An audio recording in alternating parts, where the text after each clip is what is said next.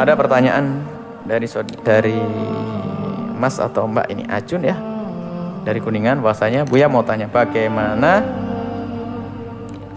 jika ada orang yang tidak mengikuti 4 madhab dengan alasan mereka 4 imam madhab juga menyuruh kita mengikuti hadis yang sahih.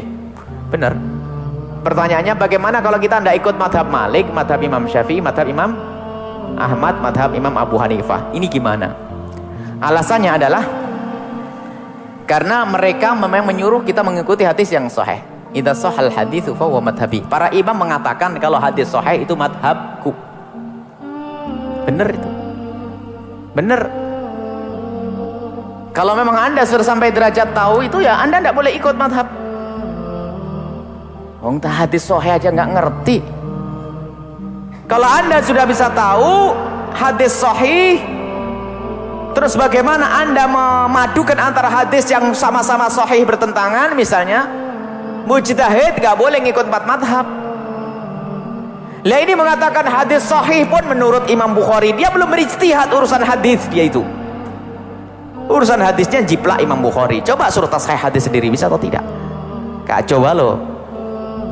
Itu orang paling sombong yang menantang orang bermadhab itu.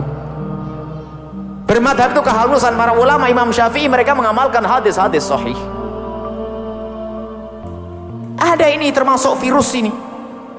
Ini termasuk, makanya kalau kita merentet penghancuran akidah itu, kalau kita bisa susun, yang pertama adalah Allah, Rasul. Setelah Rasul ada 2 cabang. Yang paling kanan adalah sahabat Nabi, yang kiri ahli bait atau dibolak-balik.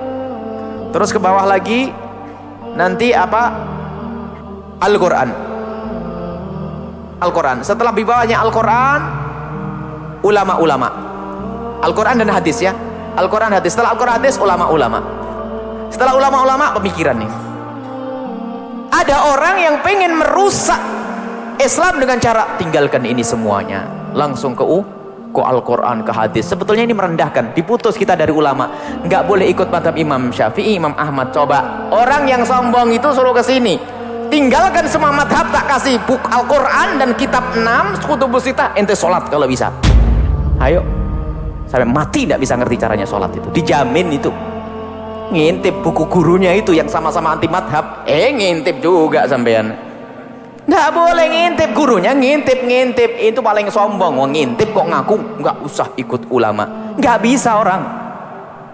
Ayo bawa hadis, semuanya pakai hadis. Sok Allahu Akbar, hadisnya apa? Nggak hafal. Berarti saya nggak jadi karena saya nggak tahu hadisnya. Jadi sholat nggak pakai takbir ya? Iya, karena hadisnya nggak hafal saya. Dalilnya nggak tahu. Kapirau, aduh lupa dalilnya. Ya nggak pakai sudah.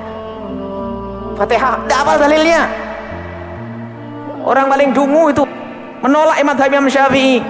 Yang pengen tahu dalilnya suruh datang kepada ahlinya, didatangkan dalilnya kalau dia nggak ngerti. Kalau Anda tidak tahu bukan berarti tidak ada, karena Anda bodoh belum tahu gitu saja, sadar beres. Lo kok menuduh Imam Syafi'i goblok, ini kan kurang ajar. Menuduh Imam Malik goblok, ini kan kurang ajar. Kalau nggak tahu tanyakan, ada yang kasih tahu dalilnya nanti. Karena orang tidak tahu itu, sesuatu yang tidak diketahui kan belum berarti tidak ada. Saya nggak tahu ada duit di bawah kasur nih ya. Apakah artinya nggak ada? Nggak ada, bukan, karena saya nggak tahu. Kalau Anda tidak tahu tanyakan, jangan Anda mengatakan itu nggak benar, Imam Syafi'i itu adalah sesat karena begini, dalilnya palsu dan sebagainya.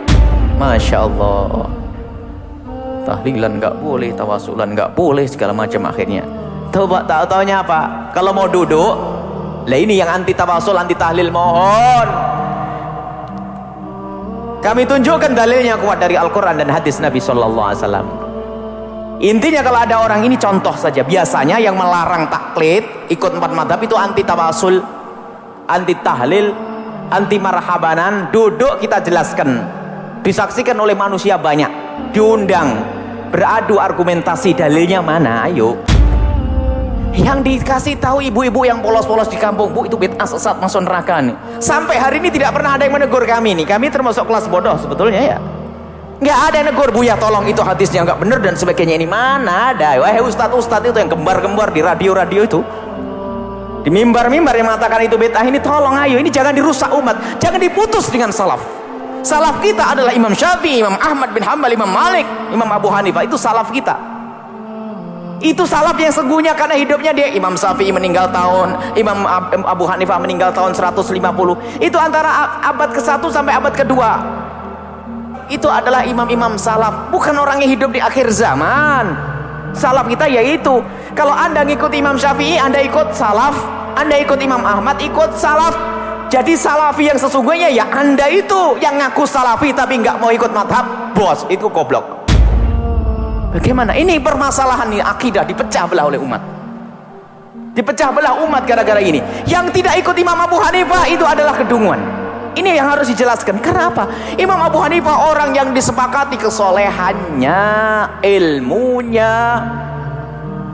Maaf, ini adalah permasalahan yang sangat genting. Dikit-dikit, tidak boleh ikut madhab. Masya Allah. Cobalah dijelaskan.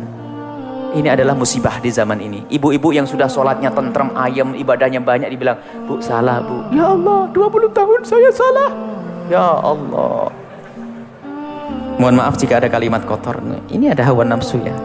Semoga Allah mengampuni. Kalau sudah begini ada hawa nafsunya. Semoga Allah mengampuni. Dan yang anti tahlil semoga diampuni oleh Allah. Yang anti tawasul diberi hidayah oleh Allah, diberi bimbingan oleh Allah Subhanahu Wa Taala. Ini adalah mulai emosi itu adalah ada setan yang nunggangi. Baru banyak istighfar. Innalillahi wa inna